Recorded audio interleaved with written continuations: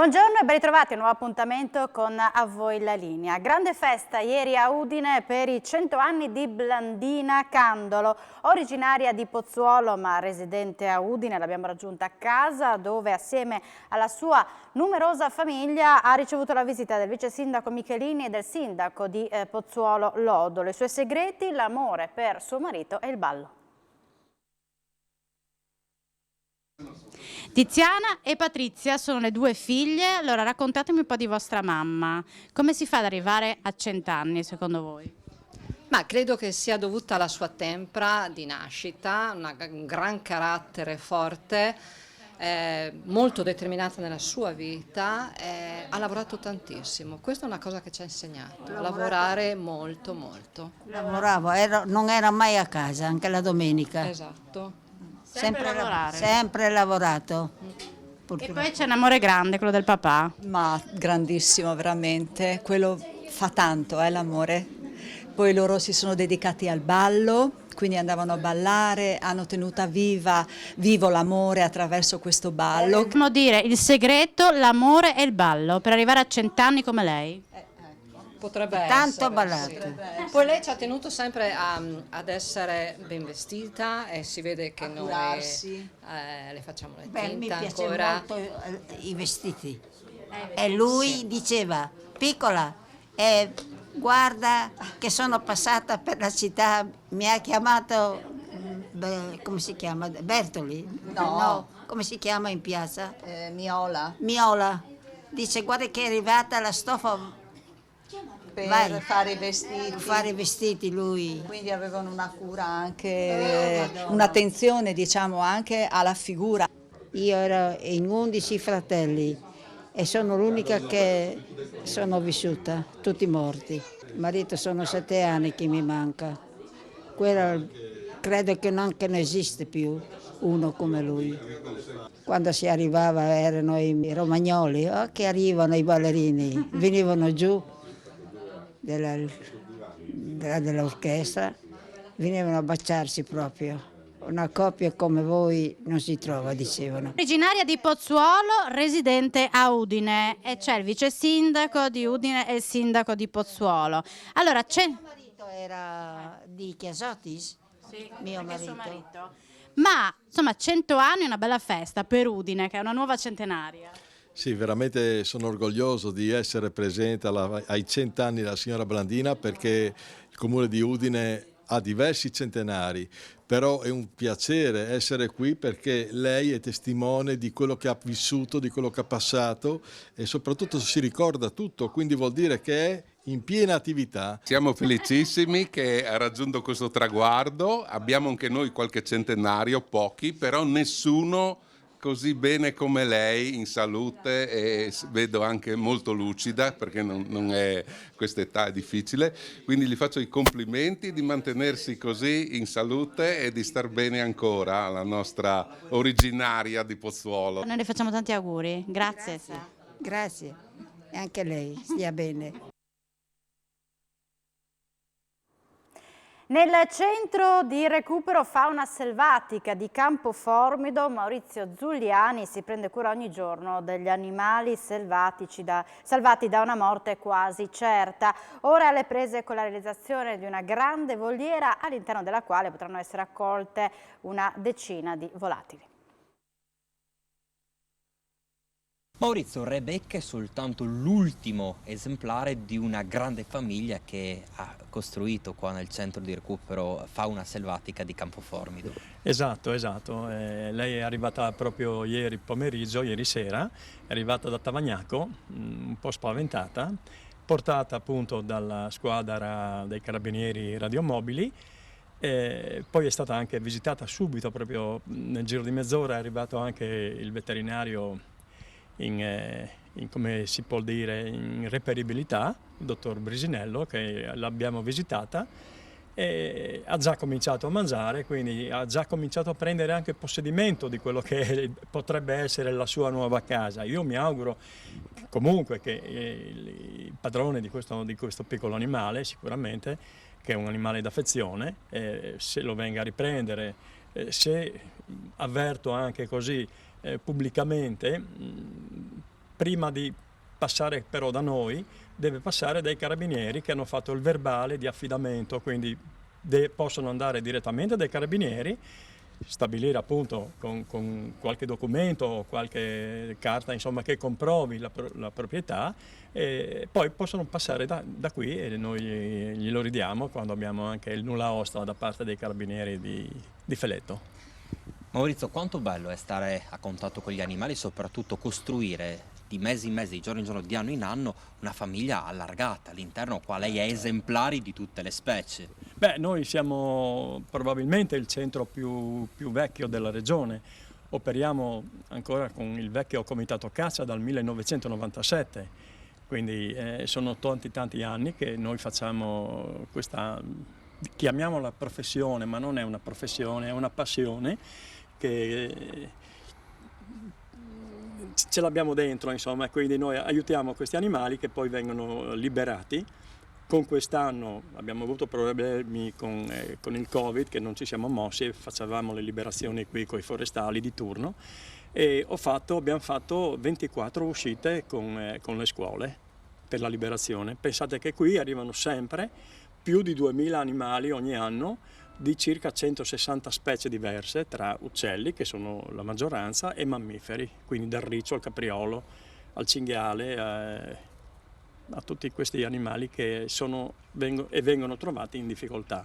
Vengono portati qui, noi li alleviamo, li curiamo, abbiamo il nostro veterinario e poi vengono liberati. Ma non c'è il rischio di affezionarsi un po' a questi animali dopo che ci passi delle giornate con loro?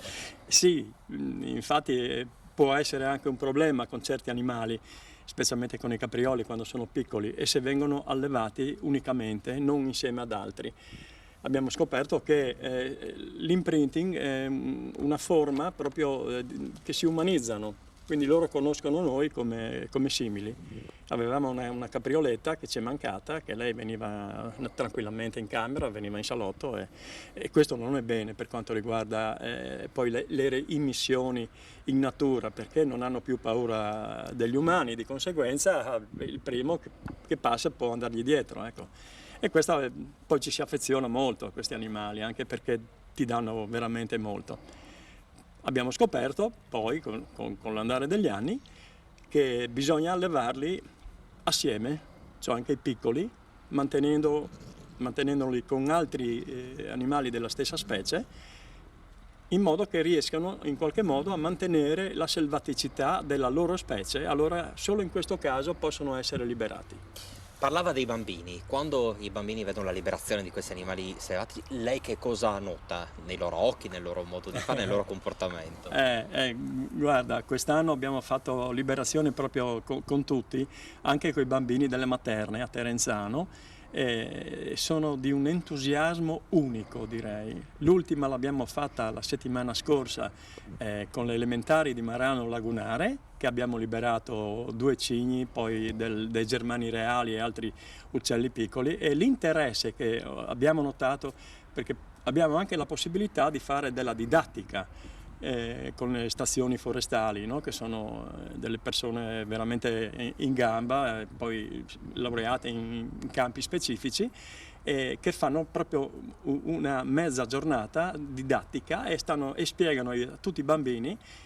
E quelli di Marano devo dire che sono state brave le maestre, perché devo dire sono state bravissime a portare questi ragazzi a livelli anche alti, no? Non avevano paura di chiedere niente ed è proprio veramente una soddisfazione anche per noi che portiamo questi animali e liberarli insieme ai ragazzi, che è un'esplosione di gioia.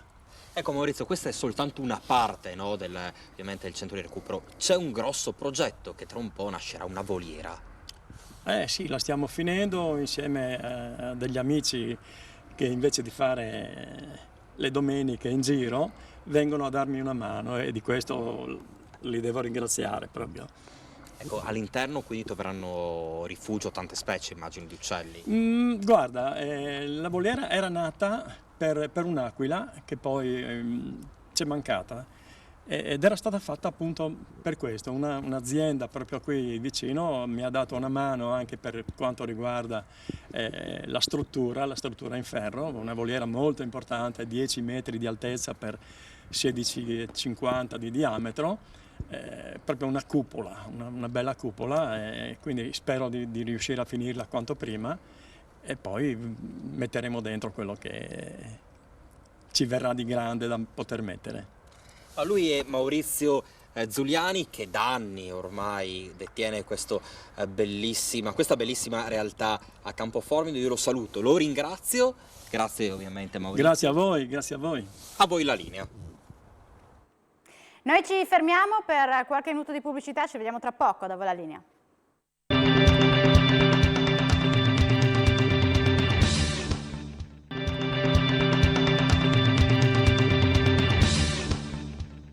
Bentornati in diretta a Da voi la linea. Fine dei lavori per l'ascensore che dalla Biblioteca Civica Ioppi sale al piazzale del Castello di Udine. La chiusura del cantiere è prevista entro la fine di gennaio. Vediamo.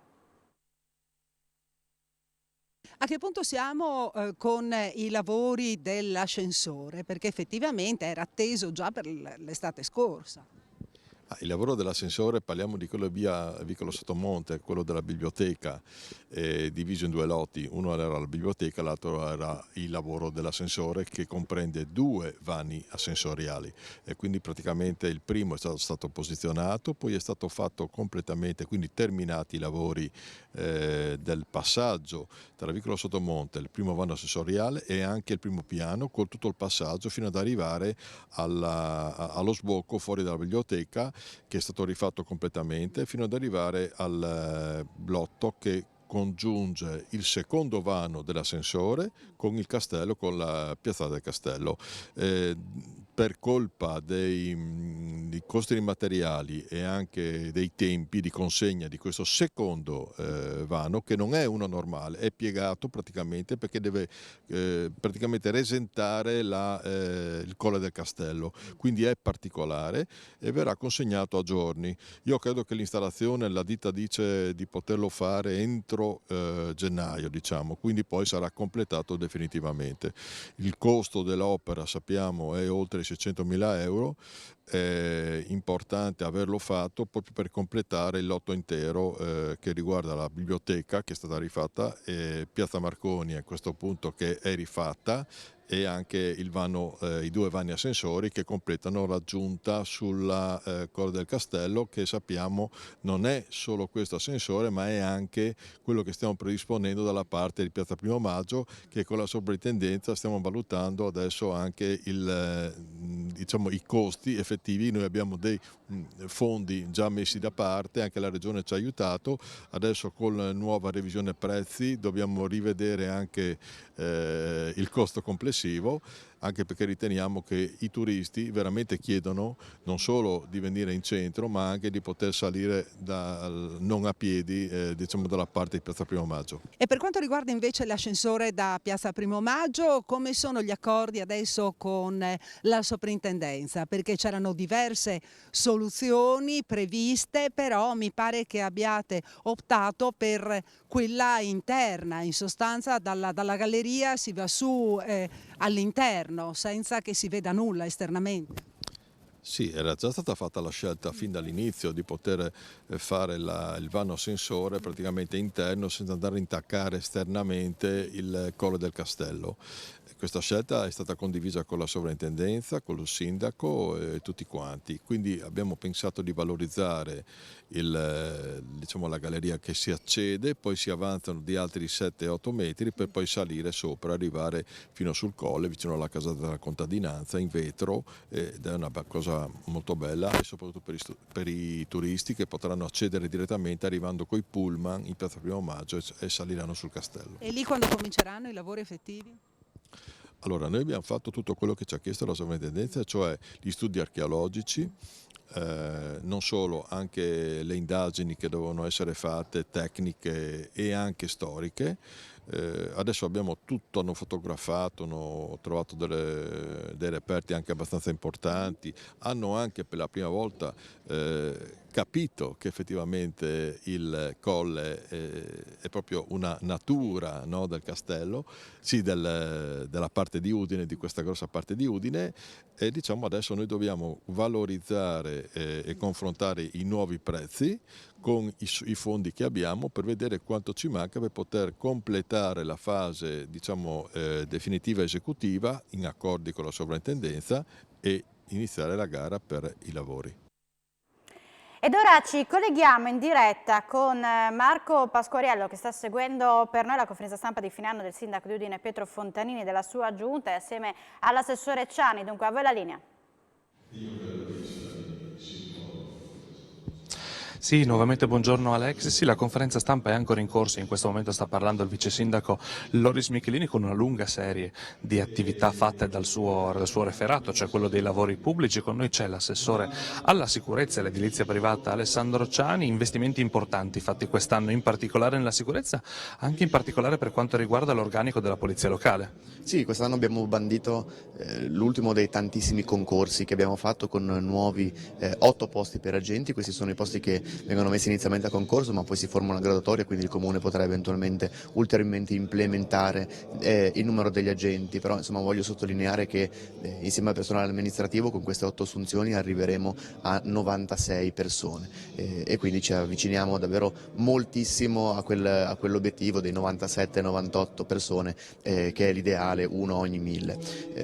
Un tema a cui tengo tantissimo perché insomma, è stato un impegno preso fortemente da noi in campagna elettorale, portato a termine nel corso di questi 5 anni, per non parlare delle tantissime altre iniziative che abbiamo fatto, le telecamere, quasi triplicato il sistema di videosorveglianza, i controlli interforze con ultimamente anche l'apporto dei militari di strade sicure. È un'attività veramente a cui teniamo moltissimo, è difficile dare risposte sempre a tutte le esigenze, ma penso che la strada tracciata sia quella giusta. Ecco, quello della sicurezza appunto è stato un tema molto importante, l'ha già ricordato lei, in particolare per quello che ha riguardato Borgo Stazione e la zona dell'ex Cavalzerani con l'arrivo dell'esercito di fatto.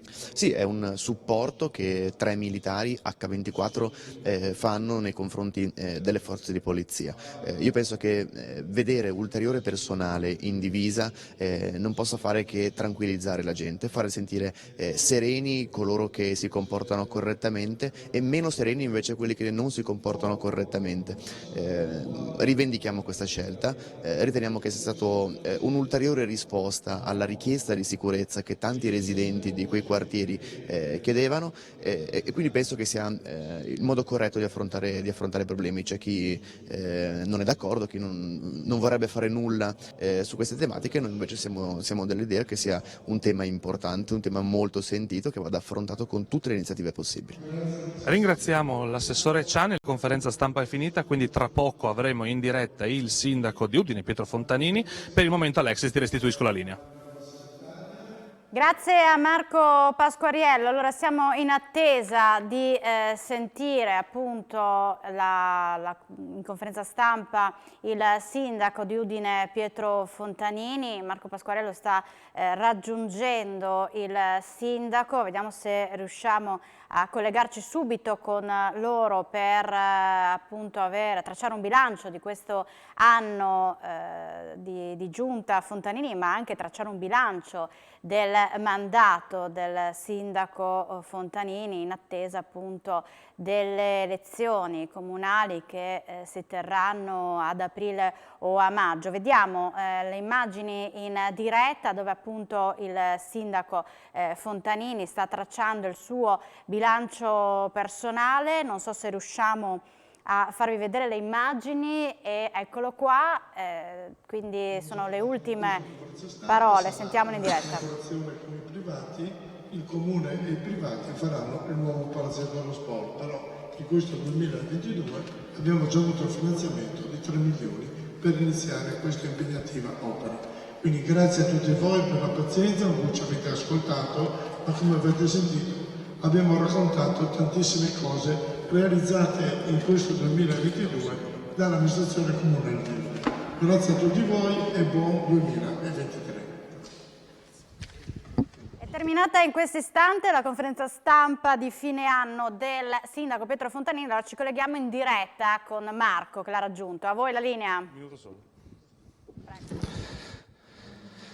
Sì, siamo in compagnia del sindaco di Udine, conferenza stampa di fine anno che si è aperta con un dato importante, che è quello del bilancio, in particolare del dimezzamento del debito. Sì, un debito che è stato fortemente ridimensionato, adesso è di 46 milioni, quando abbiamo iniziato noi superava gli 80 milioni, quindi significa che siamo riusciti a fare tante cose ma senza indebitarci e addirittura diminuendo il debito, senza aumentare le tasse. Ricordo che abbiamo la tariffa sui rifiuti più bassa d'Italia, quindi questi sono risultati, penso, oggettivi di un'amministrazione capace, corretta, che ha dato servizi ma anche non ha fatto spendere più soldi ai cittadini di Udine. Questo vuole essere un bilancio del 2022, ma anche in realtà di questi 5 anni di legislazione, una legislatura su cui ha impattato pesantemente il Covid-19. C'è qualcosa che avrebbe voluto fare diversamente, avendo avuto tempo e possibilità anche economiche? Ma alcune cose sì, ricordo sempre l'ascensore da Piazza Primo Maggio, cosa che faremo, però non siamo riusciti anche perché abbiamo scoperto dei resti archeologici e quindi adesso andremo alla fase attuativa di questa importante opera per dare ai turisti la possibilità di salire in castello, guardare un panorama unico che sono le nostre montagne, le nostre Alpi e anche poter poi visitare i tanti musei che abbiamo all'interno del castello di Udine. Benissimo, ringraziamo il sindaco, lo lasciamo andare a fare la foto, poi un'intervista più lunga andrà in onda questa sera alle 19, linea a te Alexis. Grazie mille Marco per questo collegamento in diretta. Noi terminiamo questa puntata di A Voi la Linea, ma vi ricordiamo alle 16:30 ritorneremo in diretta con il nostro telegiornale. Grazie ancora per l'attenzione e buona giornata.